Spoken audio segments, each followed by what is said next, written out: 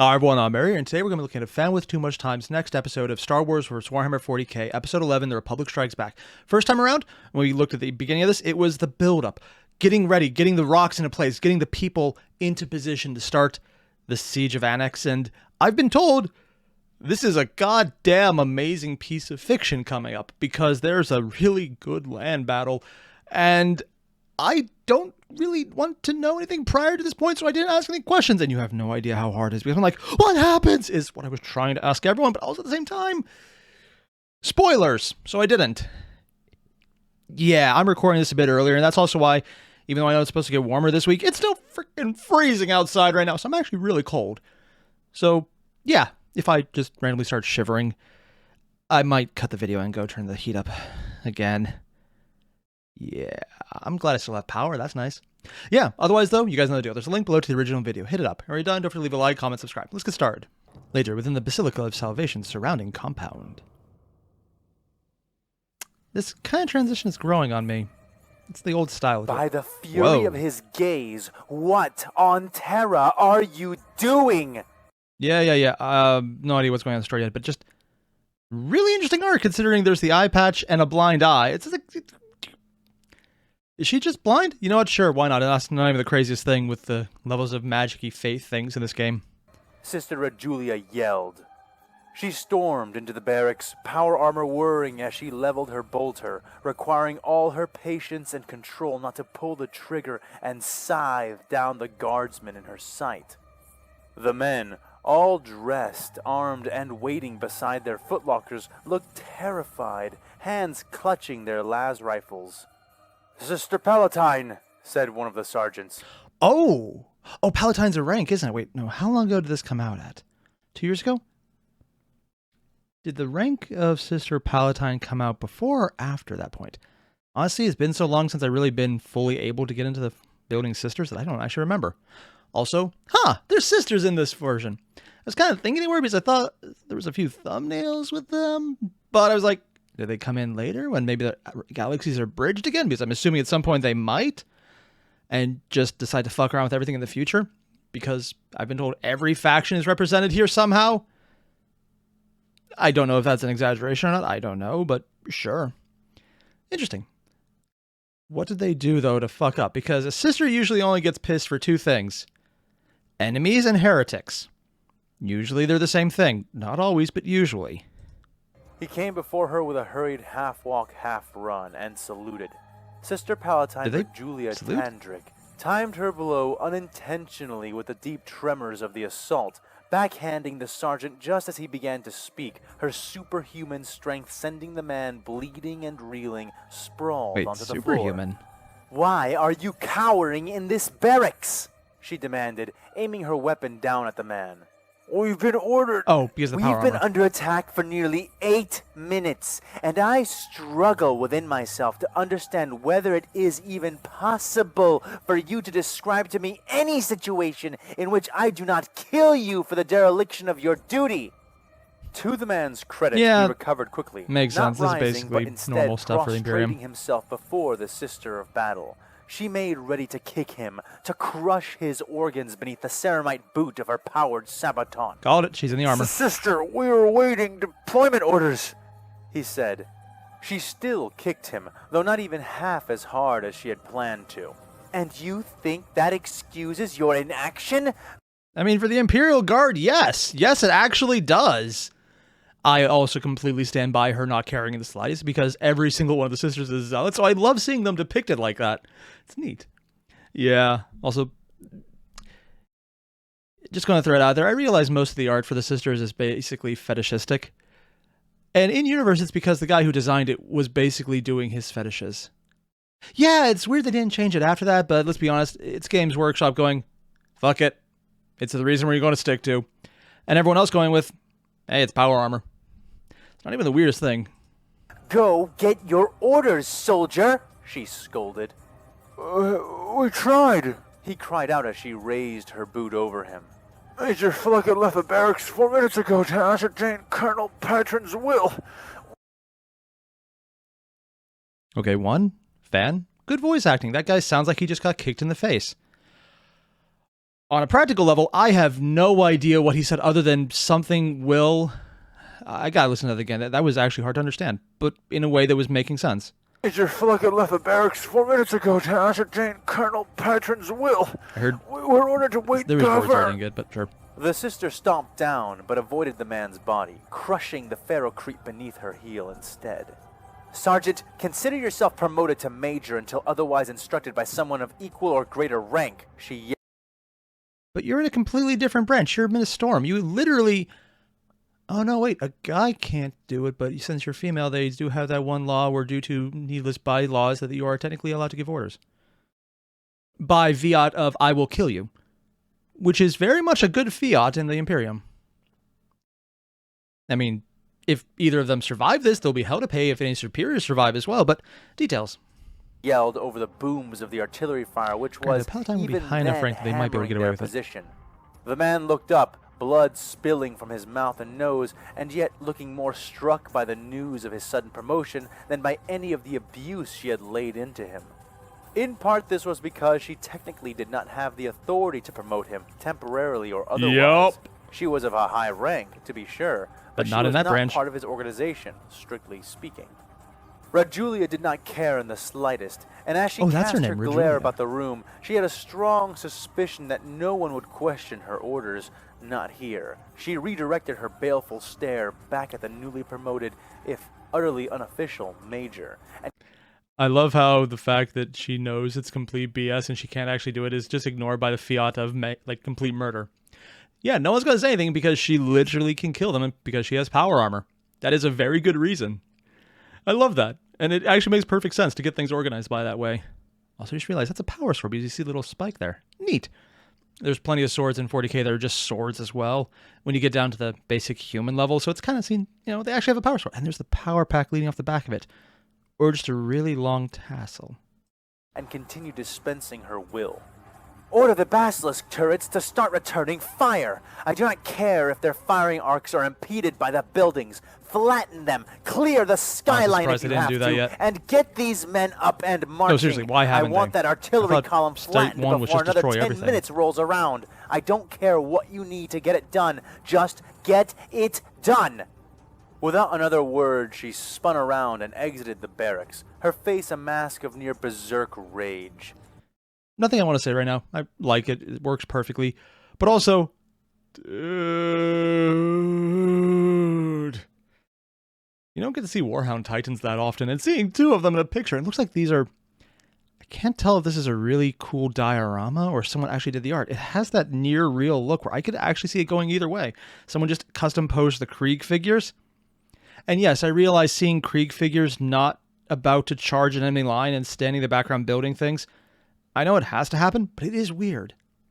Also, dude. Sorry, I just a geek moment for me. Just sheer geekery. Two of her seraphim were waiting outside for her, each one ready for battle, their flight packs sparking and How many sputtering sisters flames, were there ready anyways? to send them I know they took an skyward entire at a sector's second's worth, but... notice. They turned their helmed faces to regard her. "What is their excuse?" asked one. "What are our orders?" asked the other. Both sounded eager, even as Sister Julia shoved past. "Get your squads ready to repel the invaders at the gates. Pull the reserves we have guarding the general."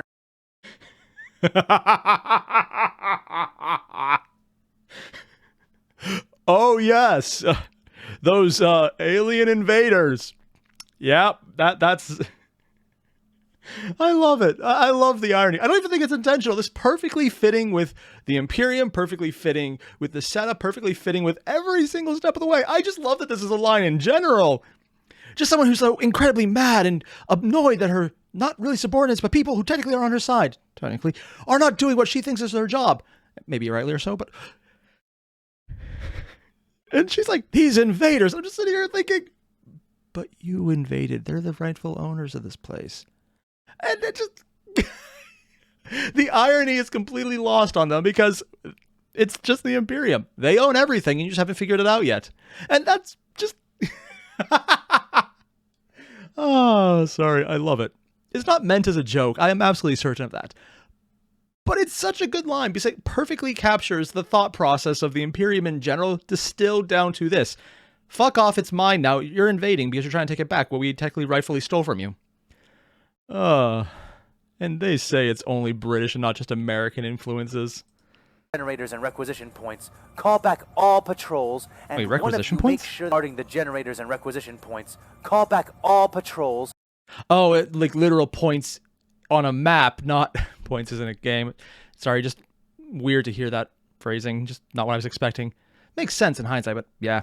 And one of you make sure that Sanctus Commands knows that we are under attack.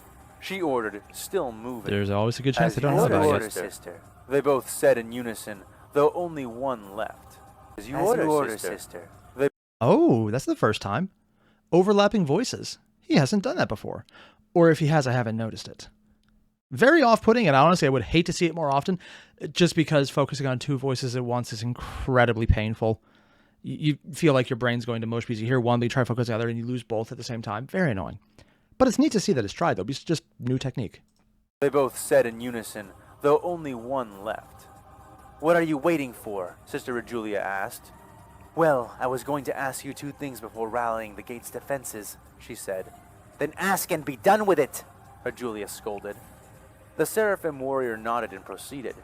Should we contact the Tempestus Scions? They have a field base only a few clicks away. The Sister Palatine almost paused as she considered the option. No, I don't think, she started to say.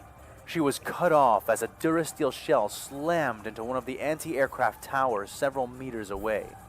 Where the blaster technology of these natives had thus far failed to impress, their artillery was a whole different story entirely. Really? Actually, a little surprised about that. I would have sworn, and this is just my lack of knowledge about a lot of 40K, Star Wars specific fighting styles outside of close combat. Basically anything at the tank level further on, short of the Battle of Hoth, I don't know much about it. Mostly because I didn't really enjoy the prequel sections nearly as much as the later fights, but that's just me. So I didn't realize they had solid shells. I thought it would just be some kind that contained plasma they just threw at people at the same level as a blaster, just maybe scaled up. Kind of like what 40K does, actually. On second thought, Rejulia said, call them in. Emperor willing, we won't need them, but from the density of these salvos, I'm doubting that more and more. Smart And move, where actually. are you yourself going, Sister Palatine? The gate is not in that direction, said the remaining Seraphim. Where else? The commanding sister barked. I'm going to the command post to force these idiots to take some kind of action. Now Are they go. all dead? You have orders to relay. The Seraphim Could a nodded Jedi and act as kicked an off of the assassin? ground, arching No, they into the probably air can, on but wings what'd they of think to do it? fire as she sped to do her duty. Sister Palatine jogged the rest of the way to the command post, angrily tapping her access code into the oversized number pad displayed on the bright green console outside the post. It took her 2 tries to get it open, stomping inside, seeing all the men at their consoles, the major and the colonel standing at the center of the room, both men looking down at something on a central table between them. What in the Emperor's holy name do you think you are doing? She roared. Her frenzy peaked as she fully absorbed what she was seeing, and before anyone in the room could react, she squeezed the trigger of her bolter. Okay, one, I specifically love this style of art for the sisters. It's comically silly, but also does get across the sheer rage. I like it. 2, does she have even the assumed authority to question a general? Specifically the Tempestus Scions. Like, a normal general in the Imperial Army would be questionable, but the Scions are like the special ops right above that. They might have the clout to say no to that, unless she's from a specific order that can get away with that. But there's a very good chance someone in there might be able to just pull rank on her and or literally kill her. I would really doubt it, but, you know, it's not impossible. Rocketing micro-missiles from the weapon at her hip and blasting craters into the control consoles. Why? The men who had been sitting at their stations were blown into bloody smears. Even the 2 officers were not spared, strafed with the others and sent falling to pieces over the table they had been looking down at. She spun on her heel, completing a half circle of carnage before the bolt mag in her gun emptied and slid out. Oh. Okay. I thought she was just shooting into the air. No, she's shooting the consoles. She's shooting the people. She's shooting the generals.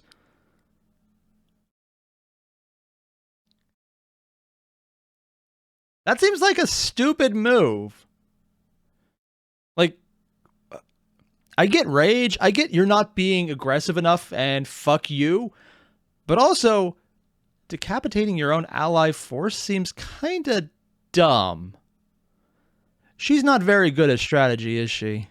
Gliding with the hard ground with a bell's clear chime, smoking and red hot. To most, this seemed like madness, but the sister knew from the moment she had entered that this was the only appropriate answer. Where most would have entered and seen only a room of silent men, she had instantly seen a room of dead men. The shredded torsos of both officers hung in the air as if suspended on invisible wires. Oh. Their lower bodies and arms having fallen away. The sister threw her bolter down as their corpses finally began to fall, as they should have done all along. She reached down to her belt, drawing forth her blessed power maul. Oh, that sounds more like psychery shenanigans. I'm sure the Force could do something like that, but it would just take an investment of energy by a Sith, and they don't seem to do a lot of long-lasting things outside of tech involvement somehow. Activating it. I said, what do you think you are doing? She yelled as she spun around. Shakti's blue blade collided with the head of her power maul. Okay, well, I technically was psychery, it's just the Star Wars side. They were literally holding the bodies up actively. Interesting. So they decapitated it like an assassinary force. Interesting. Activating its power field and causing a pulse which repelled the Jedi. Ooh. She kept her balance, her blade before her in a ready posture as she faced down the canny warrior sister who had barged into the aftermath. My money's on the Jedi for this one. Xeno scum! Sister Rajulia Technically, they're the spat, alien here, raising but her yeah, it's the weapon Imperium. in one hand while she reached for the bolt pistol at her waist with the other. Shakti narrowed her eyes. She had been hoping to escape as silently as she had entered, and had hoped again when she had heard the sister trying to enter the command post that her distraction would have proven enough to allow this to be finished with a single decisive blow. But the ferocity and swiftness of Rajulia's response had caught even Shakti off guard, and now there seemed no other choice than to engage in a duel she needed to win quickly, lest she be lured into yet more undesired combat. I love this. Not so much the switching between perspectives from Rajulia's to Shakti's. I know it's something that fans are going to do a lot of. I've been warned in advance.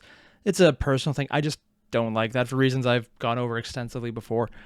But I do like, though, how the approach to combat is on Shakti's side. We don't need this combat. We're just going to get to what we need. Very much a Jedi mindset of just do what you need to do, get it done, do it right, don't waste time.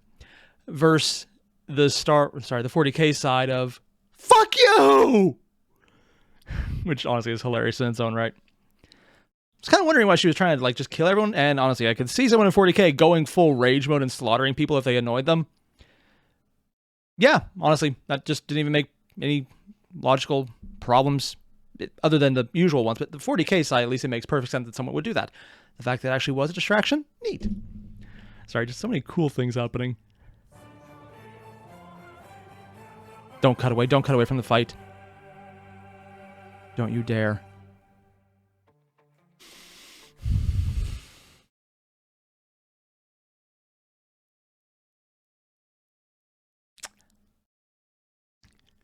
You tease! God damn you, fan! Just dangling it right out there! Later, not far away, within the shelter perimeter of the field generator and Mechanicum bays. You're just going to build this up for every little one just to tease us and just... dangling it out there like a cat on a string. Sergeant Kalak Norn never relaxed. His blood pressure had been too high because of it. Star Wars Medicaid had 40K told him Sergeant? he'd die early. Hospitlar even offered him pills, but in the end, he settled for the certainty of steel. A pump system installed into his back, a blood pressure regulator. No need to remember prescriptions 40K. or rely on supply drops now. Just get checked up by the Omnissiah's Chosen, and you're good to go. Yeah. Because Sergeant Kalak Norn never relaxed. He didn't have time to count pills or rely on them, and he certainly never had time for downtime. Honestly, that's actually not a bad idea. In the general sense that this is something that technology-wise that people actually have some options with right now, depending on what type of pill it is, how long they last, and if it can be introduced safely intravenously. There are devices like this that actually exist right now. So, yeah, this isn't even a bad shot. Normally when you talk about these installations, it's supposed to be the 40K side of gritty realism, but also at the same time, gritty hyper-grimness that's also body horror-y, because implanting the metal in your body, which honestly is what a lot of the Mechanicus, take your pick on time zone, time era, whatever, is. So I like this. It makes perfect sense, but also just a nice little shout out to show how things kind of work on the low end. Instead of full body conversion stuff. Kill stuff. you half as fast as the bugs would, or the greenskins. Oh, the greenskins. Out of the two, he actually found the latter to be more terrifying. The Tyranids were just animals. Hungry, ravenous animals. But the orcs...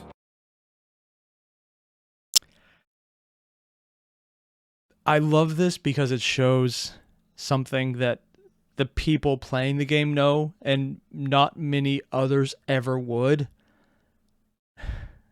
Because the reason he fears the orcs more than Tyranids is because they're thinking-ish. And the Tyranids are just animals. But as players, we know, no, there is a hive mind. The reason they act like animals is because they're basically just being given the direction of eat. But there is an intelligence controlling everything, and the higher you get in that chain, the bigger and more terrifying it gets. Again, it's basically Cthulhu. Which is weird, we have less things with tentacles. I mean, there are a few, but not really as many as you'd think. It's more lashes and... actually, there are a few tentacles, but just not as many as I would think. Yeah, I just like that his reason, though, is completely wrong. But from his perspective, with how much the Imperium citizens are allowed to know, or even able to find out if they were allowed, this makes sense. I just like that. Incorrect information to show never relax. Where he's coming from. That's what he was thinking. That was what he was reminding himself of when he noticed it. The sound. Sound? He was behind the fortifications, which were mostly composed of thick, flash-cast ferrocrete walls which insulated the area. The vehicle bays, Mechanicus shrines, and field generators had all been landed and constructed here, so there were plenty of noises in the air. But this noise was not the warbling buzz of the power generators, nor was it the binaural drone of the priests communicating their sermons to the machines. It wasn't even the repeated, shuddering booms and blasts of the enemy artillery, which had been pounding away at the walls and taller fortifications for several minutes now. Oh. It sounded almost like jets, or rather, jump packs. At the realization of this, I guess they would have similar Kalak, sounds. who had been sitting on a crate listening to his squad babble on about inconsequential things while they relaxed, threw himself back, scattering his rations from his lap and hands as he snapped out his las gun. Holding the rifle up, starting to sight it even before his back thudded against the hard floor beneath him. "Raid! Aerial raid!" Kalak bellowed, opening fire even as the first syllable left his mouth. His squad did as he did, throwing the... I mean, if they hadn't built him up enough already, just saying he survived both the Tyranids and the orcs, considering the average time of survival is estimated between 5 and 12 minutes for a guardsman, and the guy has survived multiple campaigns, unless it was just a crazy hell campaign against the orcs and the Tyranids at the same time, which is actually a possibility depending on where they went. Not a nice one, but definitely one. This guy has a lot of experience, and they're showing it immediately by telling you his backstory based on his own recollection, so we're seeing a lot of it in a really good way. And then we're immediately transitioning to proving that he lives up to the hype he was just given by noticing something, realizing it's out of place, realizing what it is based on his own interpretations, and coming to a correct conclusion, whatever. I English sometimes. This is good. In previous episodes, talking about the Jedi and how they show someone is smart, it's kind of like that, except this is showing someone who is skilled, who has earned battle-hardened knowledge, who is, well, street smart, or at least battle smart in this case. I like this because it's really good writing.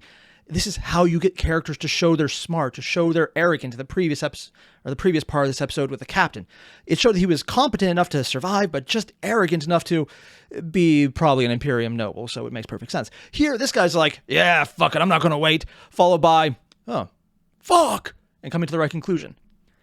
Yes, I like it when people can show and build up hype and then carry through on it. And this is carrying through. Even if he dies immediately, they built a character quickly, and it works. It just, a lot of people fuck this up, so seeing it done well is really a treat. Themselves onto their backs or knees as they aimed up, firing before they even knew what they were firing. And the squad at. came up and did the right thing. Not They worked together a the while. well-honed instinct of their sergeant, but he knew. Looking up, his vision was filled with three things. The bright blue sky which framed everything, the gray and silver shapes of the spires around them, stretching as if to hold that vast tapestry up above them, and the white and yellow armor of thousands of descending clones. They had scaled the surrounding spires, using Thousands them of as clone cover to get jetpacks, far goddamn. above them before descending in a surprise raid, while some squads near them took his hint and did as his men did, not nearly enough aped his reaction to make a large difference.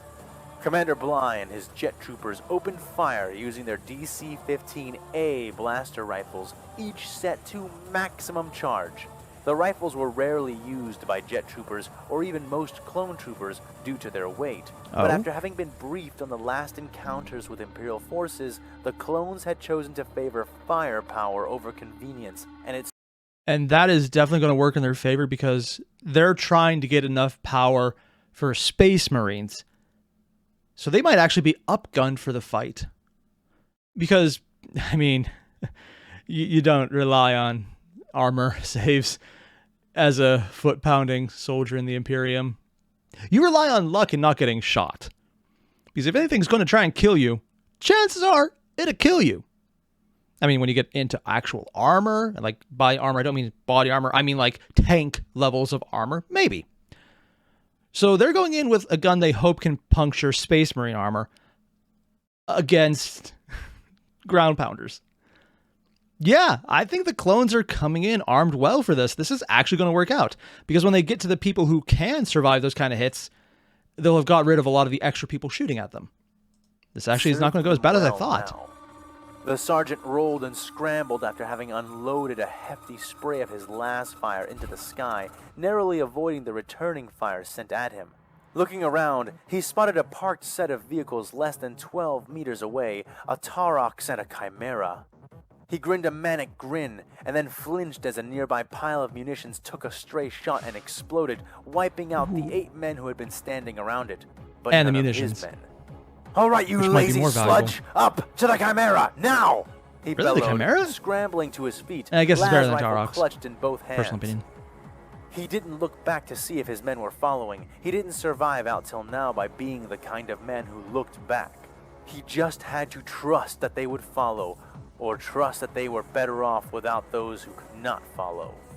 He ducked And it his seems like head they were as following the pretty well. clones broke over the top of the secondary base, splitting into squads of 6 and sweeping about, hunting the guardsmen below them with sprays of focused fire. "Where is the damn commander?" Whoa, cried Pickvet in his accent. Rushlander accent. "How the horror should I know?" yelled Carrack as he came to the door of the Chimera. He looked at it again, his eyes growing wide. Most Chimeras Sorry, this is literally just me kicking out over the art they're choosing. Fan, thank you. I love these cutouts. For anything. I don't just mean for Warhammer, for 40k. I mean Battletech, Star Wars, anything. Battlestar Galactica. Just give me a cutout of the machinery and the ships and the tanks, and I am a happy man. So I just... this is so had cool! turreted multi-las mounted on top of them, which would have been help enough, multi-laser. but not this one. This Heavy one had stubber? a beautiful heavy Boxcaster? bolter.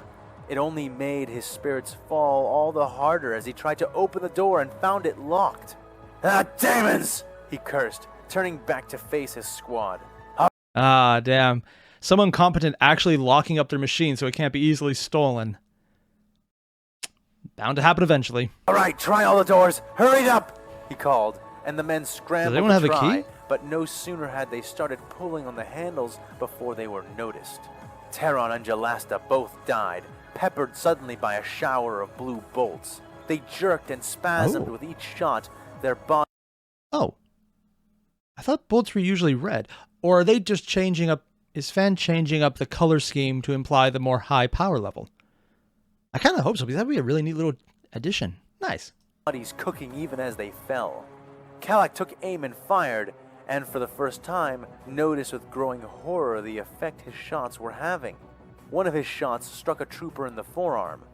Normally, that would have been enough to blow the arm clean off, but instead, the white armor wrapped around his bicep turned black and began to smoke and deform like... Because clone armor is really damn good against dispersing energy, which is what most blasters are. And also why bolters are going to tear the fuck out of it, because they're physical munitions. Oh.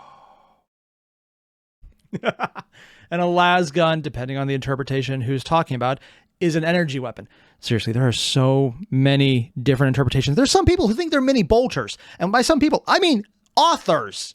Lutin09 did an entire discussion about las guns and how the different authors have done, and just some are laser weapons, some are plasma weapons, some are writing them as literal bolters or handguns. And then there's the entire thing where it's the Imperium. They might just call it a las gun and have no idea what the fuck they're actually making, because that is perfectly in line with 40K to start with. But it looks like right now, at least, Fan is using the interpretation that these are literally laser weapons. The thing clones are the absolute best at defending against because their armor's actually meant for that. Hell, even stormtroopers who were downgraded in many ways had really damn good survivability with their armor against this specific type of weapon. Oh. So not only are they fighting the enemy that they are best armored against, but they have guns loaded for bear for a type of enemy who has way more armor in general. So yeah, the clones are going to have a lot easier time than I thought going into this. Holy shit. Dude, they actually learned. Plastic.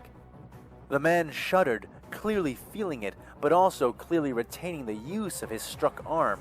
Kalak's next shot struck another in the back, and this one did not even react, his armor blackening in a foot-wide circle and smoking like the armor of the other clone had. "Creed's fucking tits!" the sergeant cursed.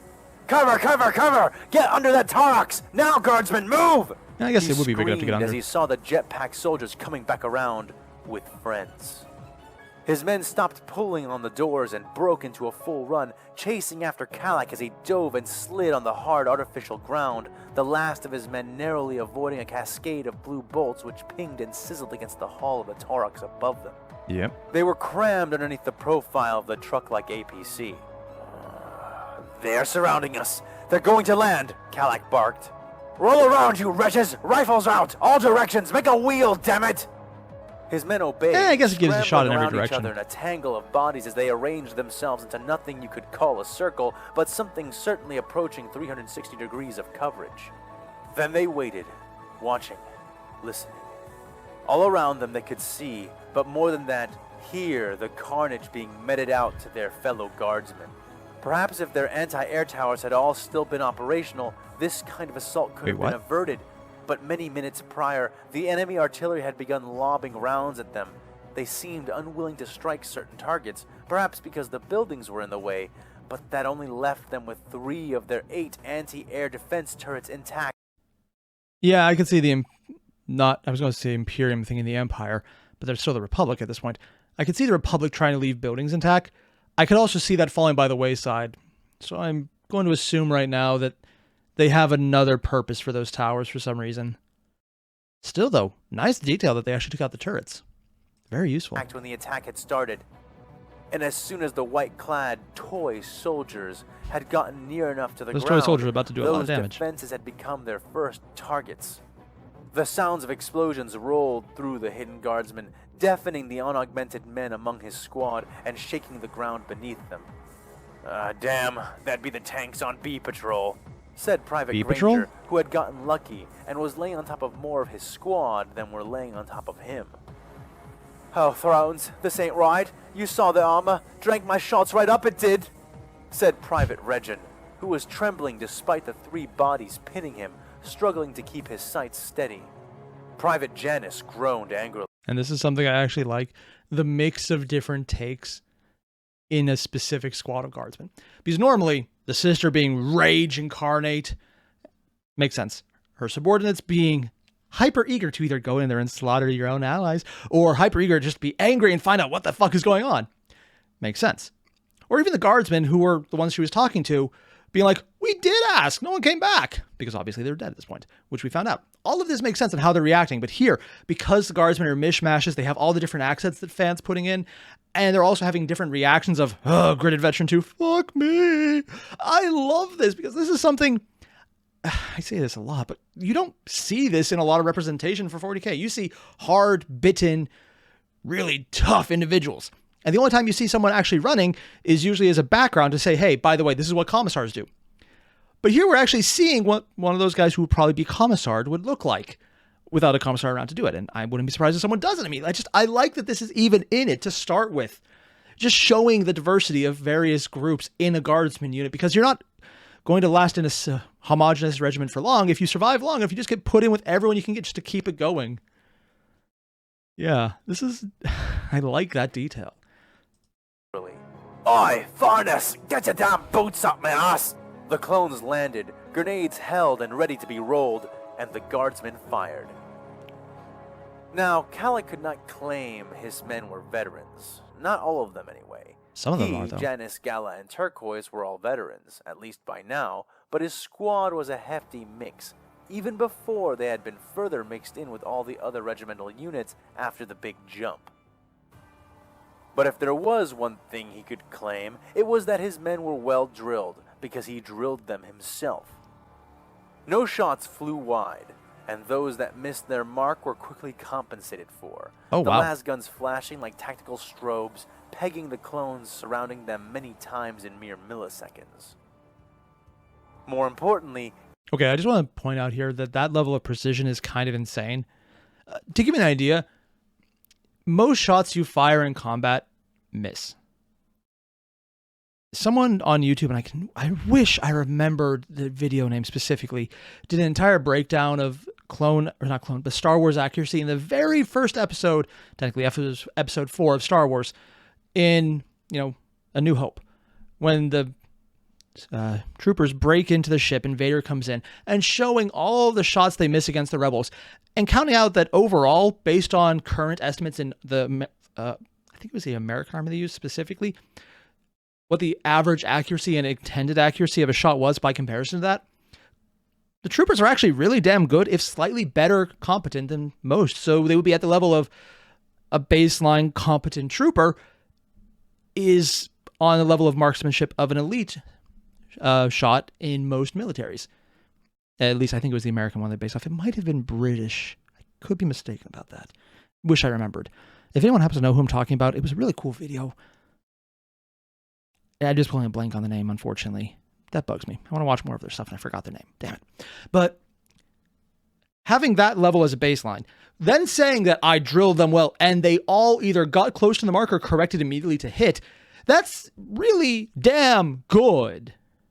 That's not, putting it in game terms, that's not hitting on a 5 or a 6. That's hitting on a 3 or a 2, which is insane.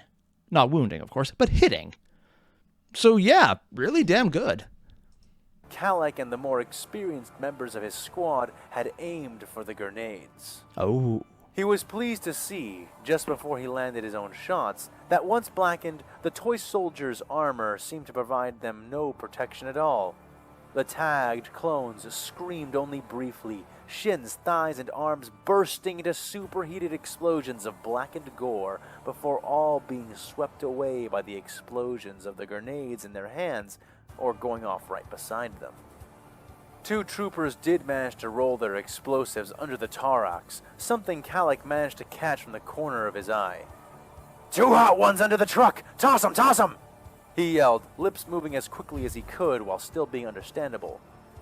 3 of his men, Private Yara Tolza, Private Pikvit Jorkan, and Corporal Turquoise, scrambled out on hands and knees from under the vehicle, making a dash for other cover. Other cover they never reached. Yeah. Yara was a dolt. She had chosen to try to run for the overhang at the walls, which would have barely provided her any real cover at all. What's more, she had to cross several meters of open terrain, and doing so was an invitation to get shot. With thousands of flying enemies, many yeah. of the toy soldiers took, peppering her with their blue bolts. At least her death seemed quick, unlike Private Pickford, who ran for the vehicle bays. Perhaps because he had scrambled out after Yara, or perhaps the clones had simply known it was coming, but the jet troopers did not open fire on him. Instead, 3 speeding shapes suddenly swept through the open ground between the bays and the Taurochs. What Kalak had initially taken to be missiles were actually men on speeder bikes, and while 2 missed him, the center bike clipped the running soldier, sending... Oh, I forgot about speeders. Which is weird, because that was one of my favorite scenes in the movies. Weird. him spinning and broke into the ground, where he lay, stunned for a moment before he began to scream. Yeah. For whatever reason, the toy soldiers did not feel inclined to finish the work of their speeders. But the true tragedy lay with the corporal, for Turquoise had not been running like a coward, but had been using the opportunity provided by the other two to make a dash back toward the Chimera. It had not been jet troopers or speeder bikes that killed her, but simply sheer rotten luck.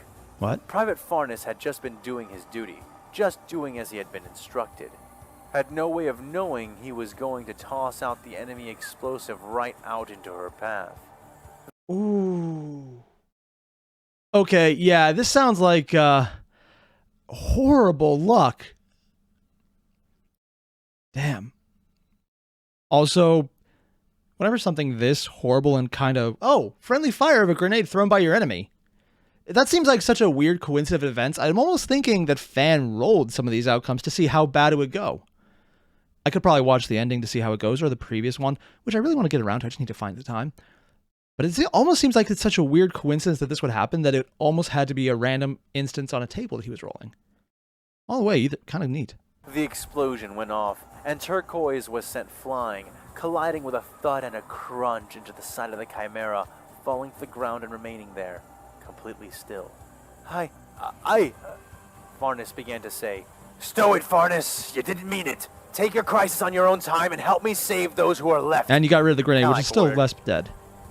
But Sarge, I said stow it! Another word and I will blame you for that. Now, eyes out. I'm assuming from the fact that we're all still alive that we cleared... God damn it, Fan. I'm pretty sure I've seen this art before and the eyes were a different color. I could be wrong, but I love that you're talking about Corporal Turquoise, and you give him turquoise eyes. Unless I'm wrong and that's not actually the color turquoise, which is entirely possible because while I'm not colorblind, I'm color stupid. All of those hot potatoes, yeah? Squad report. Clear, said Farnes. Clear, said Gala. Good here, said Granger. Farnes is an idiot, but he's going to survive. Oh, at least for a while. Clear, stuttered Regen. Clear, said Janice. Right, Throne, that's half the damn squad already. You lot better not disappoint me any further by tossing out your lives so cheaply. You copy? Copy. Yes, right, Sarge. All right, now shove it. Okay, yeah, he's definitely going to be using the overtalk feature a few times. Like, he got everyone talking here.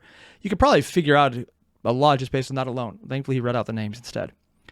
But yeah, Farnes, good reaction. He took out the grenade, threw it out of the way, didn't see where he was throwing it, which, again, can't really be blamed on. He did his job, he was commanded, and he did it fast. I think if he doesn't die, he's going to become a very interesting soldier. Just because he's going to have that growth arc that a lot of times you don't get to see in guardsmen because they're guardsmen. They don't grow, they just die faster.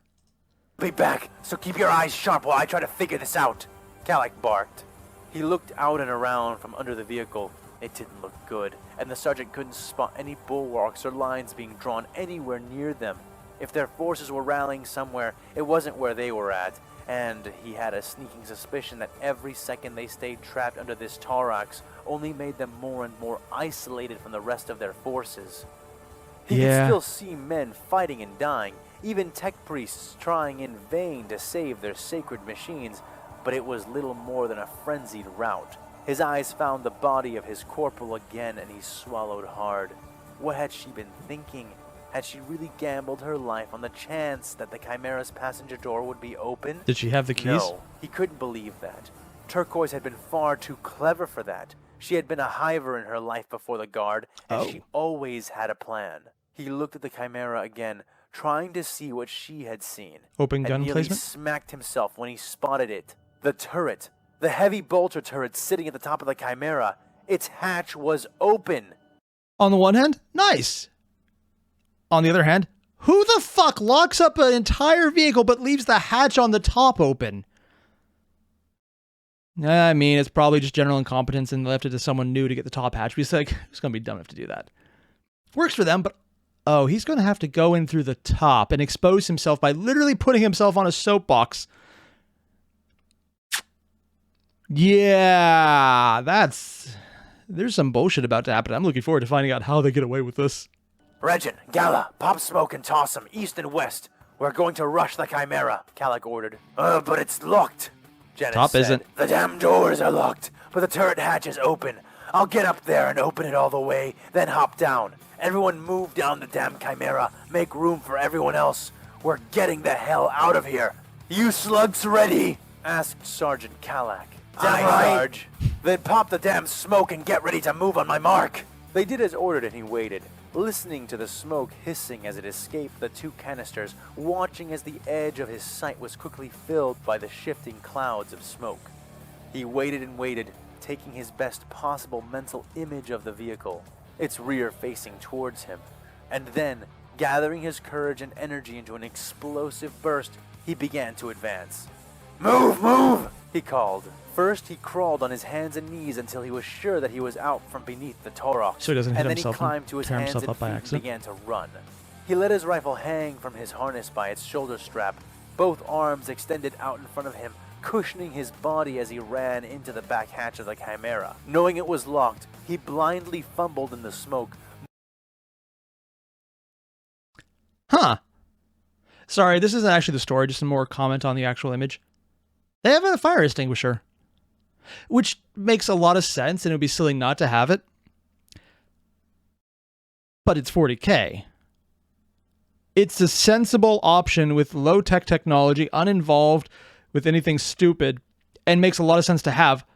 I assumed they would just have a vat of oil on a blessed if thou holiest machine needs thy sustenance to engage its non-self-destructive tendencies of the flame.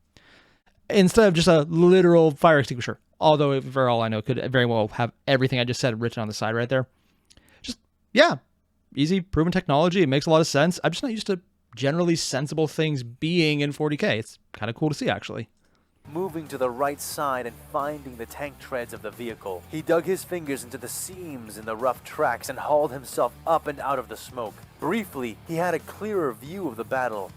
It was every bit as bad as he had feared. Yeah. The fact that he and his squad had been attacked when they were cycled out to eat and rest told him that it was likely the whole camp had been hit by the attack, and these toy soldiers knew how to identify and prioritize targets. He didn't waste too much time. Okay, I know this is mentioned a few times, but I just need to ask, why is he calling them toy soldiers? Because their armor looks small and flimsy, which, I mean, kind of is, but clones had at least thicker looking armor. Or is it because they kind of look like a take on a Space Marine without being a Space Marine? I don't know. Just very curious about that. I would love to hear his rationale, but I don't think it would ever really come up in a anytime soon method. Or if he'll survive long enough for us to get that. Just, it's a very distinctive thing he's calling the troops, or the troopers. Okay, I could just realize that applies to both. The clones, then I have to call them that. Ogling their sweeping jetpack strikes and lightning-fast bike raids, instead climbing over to the hatch that led into the Chimera and prying it all the way open. He climbed inside the tight confines of the APC, Goddamn, he actually getting got down in. into the wider main body of the vehicle and getting on one of the last guns mounted onto the sides. The sergeant peered through one of the thin slits in the armor, which provided him with just enough sight of the outside as he swiveled the weapon in its mount and began to fire. His crew began to drop in one by one, and while Janice took a shot in the left shoulder and dropped into the APC, cursing and spitting, Not dead. he was alive, and that would have to do. Regin, take a look at Janice, and be quick. I need you both on these las guns. He spat. Gala, get up in that bolter turret and start laying down some real fire. See if you can clear us a way out. She nodded and climbed up into Turret the should turret definitely help. controls without another word. Farnes, Get in that driver's seat and wake this thing's machine spirit. We needed to get us out of here before we are overrun. Varnish nodded and scrambled into the driver's seat, humming something to himself as he began to put his training to work. Granger, get your hands on that last gun opposite me. You, me, and Gala are gonna buy Varnish enough time to get us out of here, Kalak said as he turned away from them, looking back through the slit in the armor and taking aim. He began to fire, and soon Granger and Gala joined him, though it was the latter that made the biggest difference by far. As Gala loaded the belt of heavy bolter rounds into her turret gun and sealed the doors above her securely, the turret suddenly transformed into a blistering storm of thundering death. The iconic barking of bolter shells filled the air. Odd choice for his sister, but I guess it's more the bolter focus. Output. Gala smiling to herself and then screaming triumphantly as she began to strafe the line of bolts across the hovering and flying clones nearby. How effective are they coming Watching as flying clones in both pristine white armor and blackened smoking armor became nothing more but sprays of limbs and... And that does confirm what I thought. Bolter and physical munitions are heavily effective against the clones because their armor is very much energy-based. Honestly, they might as well just take a few pistols if they can, if they have mass reactive rounds. Like, if they have a heavy pistol, that might be more effective right now than their actual las guns. Granted, for the same reason they don't normally do that. Very hard to use still, and also not that common for regular troops because there's way more of them. Organs as she dragged the snaking trail of her weapon across every cluster of clones she could spot. Meanwhile, Kalak and Granger, as well as Regent and Janice soon after, speared clones out of the sky with focused volleys of las fire, shooting men off of their speeders and sending the bikes flaming and careening into the nearby terrain. Their counterattack was going well, but they had no hope of actually driving off the whole assault with just one Chimera. Not nearly enough bullets. Harness! Movement now! Kalak roared from his position on the last gun. I can't! It won't move! The guardsman called back, panic riddling his voice. Why the hell not? Don't tell me this thing doesn't have the fuel for it! Keys? Kalak said, looking down at one of the bulbous fuel tanks which partially protruded from the floor near his feet. He kicked it, and the sound it made didn't sound empty. No, Sarge, it isn't that at all. This Chimera is keyed to one of the tech priests around here. It won't start without their access code. The sergeant wiped at his face, feeling himself aging to death by the second. Then start guessing codes, Kalak ordered. Ooh, is it Omnisaya loves me? Nah, murder for the Omnisaya. Asked Farnes, or just Omnisaya. You heard me, the equivalent Private. of 1, 2, 3, 4, Either 5 you probably get for this the thing moving, Mechanicus. or we all die in this box. So start guessing. Farnes looked down at the console before him, particularly the number pad he had to use to dial the code in. He felt all the blood draining out of him as he swallowed hard. Oh, Omnisaya, please have mercy upon this machine of flesh and bone who seeks only to do your will. Please send upon us the motive force and awaken the servant of the Emperor to ferry us to safety. In your holy name, I pray. The guardsman began to mutter. Oh, now that's interesting. Not so much that he's praying, but that he would know what sounds like an official prayer to the Omnisaya. Not the Emperor, the Omnisaya, which technically is supposed to be the same person, even though we all kind of know it's really not, but he kind of claims it. Just that detail aside, he was muttering something earlier when he entered here, and the sergeant mentioned that, which I put to the side because he's probably just scared and was just praying. Which it looks like he was, but he's specifically praying to the Omnisaya. It could also just be a prayer to the regular Emperor, but that seems like an odd choice. My thought process here is Omnisaya is very much specifically a Mars, Mechanicus type deal, where most guardsmen would be from non-Forge worlds, because if they were, they would have probably gone on to be Skitarii, which is honestly even worse than being a guardsman, I think, but that's personal opinion. Less radiation in the guardsman, you just die. It's usually safer. I know what I said. But he's actually specifically doing this one. He's very much the religious person here and not just the gruff, fuck it! He's getting a lot more development than I actually expected out of a guardsman. As he typed in the first of many attempts, trying to ignore the more and more desperate sounds of his comrades behind him. Oh, machine God, in your name I pray, please send salvation unto the servants of your will. He continued as he Did he actually leave from a Forge world, maybe? Okay, so I'm just going to come out and say it. This was a masterclass at introducing characters in very unique ways. Some better than others. I think the sister was actually one of the rougher ones in the chapter. I liked how she was done. I liked that you saw the rage first and you got exactly what her personality was. And then we got her internal monologue to show, yeah, I know I'm bullshitting them, but fuck it. Then going with the next aspect of her catching on to the deception right away, fighting, and then the giant tease that was that fight just being delayed. I honestly put my money on the Jedi every time on that one. Power armor is impressive. Power armor worn by a Space Marine is better. But right now, with the guardsmen, seeing how they're being blasted apart with an enemy that's actually really good against what they mostly use as weapons, heavy armed, and they're still just pulling together and they're showing the attrition, which is very important for the guardsmen, because if everyone lived, that would be weird in general and in particular in the story. And just seeing the competence of various people, how things are being held up, and showing someone is a competent leader, but also a brutal one, which makes sense for 40k. The sergeant is well done. Farnus is well done. I might have a small inkling in his favor because I just like the name Farnus due to All Creatures Great and Small being an amazing story, and I fucking love it. And just having the same name as that guy, because fuck yes, and just... We're showing characters growing. We're learning about them based on what they say. We're getting memories to show what they came from, how they react, and then having them act in coordination with it. Building up a character correctly and having them act well and thought out in ways that make sense. Right or wrong, this is good. This is just really damn good. There's so many times in fiction and nonfiction, definitely nonfiction. Oh my God, so many times in nonfiction and regular published fiction that people don't do that. They'll just say someone's smart and intelligent, but then they play the character like their intelligence score is -3. I know I'm mixing D&D and writing terms, but oddly enough, that is perfectly exact and right on par with what I wanted to get across. Saying someone has a high intelligence score, but playing them as an idiot. Writing someone has a really high intellect and they're cerebral and they have all this instinct experience, but then they're just a dumb shit who has no idea what the fuck's going on.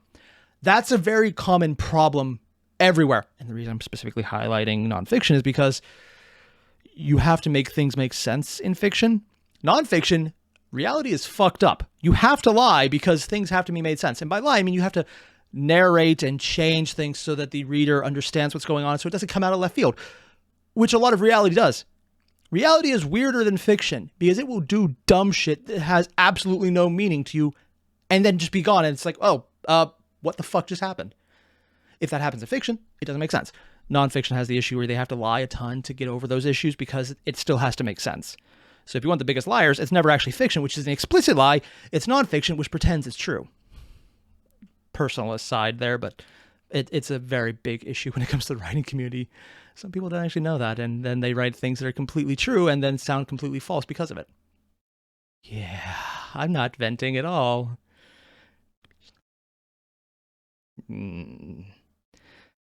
Yeah. I'm putting that aside because I know I could go on an entire hour about that. In general, though, that is not a problem here, and I'm just loving the quality of the written work here because it's respecting the characters enough to have them live up or down to how they are set up. And if they're changing, I don't have any issue thinking that it'll be because of things that happen and things they think and things they see, and they will be shown that process reflectively, and it just won't be out of nowhere. This is just how writing is supposed to be, and I love it. So if you haven't already, there's a link below to the original video. Hit it up down below. And when you're done, don't forget to leave a like, comment, subscribe. I know we're not going to make it this year because there's only a handful of days left, but we're really close to hitting 70,000 subscribers on the channel. That's going to be pretty freaking awesome, man. So, yeah, I'm a little happy about that. Yeah, I'm geeking out, I realize. Again, see you guys in the next one then. Adios.